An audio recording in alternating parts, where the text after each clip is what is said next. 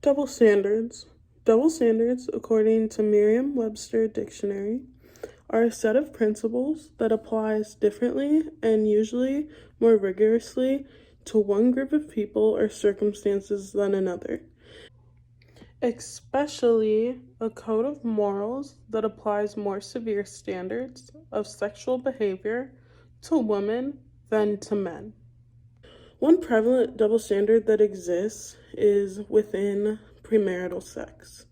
Women who engage in premarital sex are seen more negatively than men are. As we progress as a society, we move away from these ideas and hopefully to being able to respect others' choices when it comes to having sex. Since we aren't there just yet, the principles of sex get applied differently to girls than they do to boys. Traditionally, boys are encouraged to have sex at a young age and to embrace it, while girls are encouraged to wait until they find the right one or until marriage. Some girls are taught that keeping their virginity makes them pure. It is purity. This causes sex to seem taboo to women. Within double standards exist dress codes. Dress codes are important because they provide guidance of how to dress appropriately in different settings. In schools, dress codes are used to create a safe and positive learning environment. Although that is the goal, sometimes it does more harm than good. Students get shamed at school in front of their peers for what they are wearing, which makes the environment more hostile and less safe. Most of the time, it is girls getting shamed more than the boys are.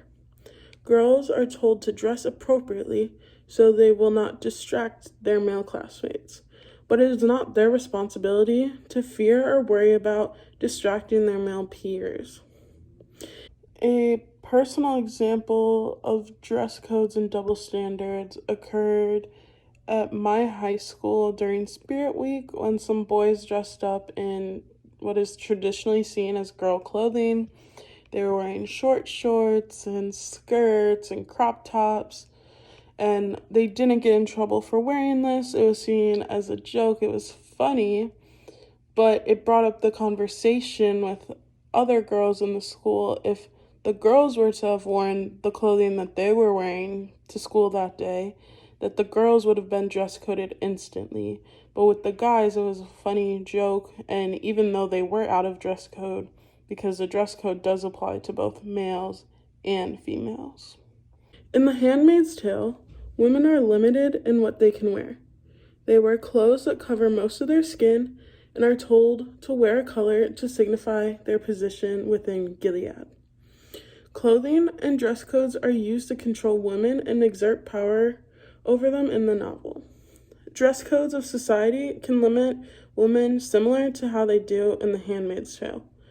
When a woman wears too little, they are called a slut or a whore, or even something worse.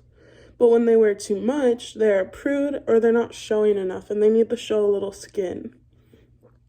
If that's true, then what are women supposed to wear out in public?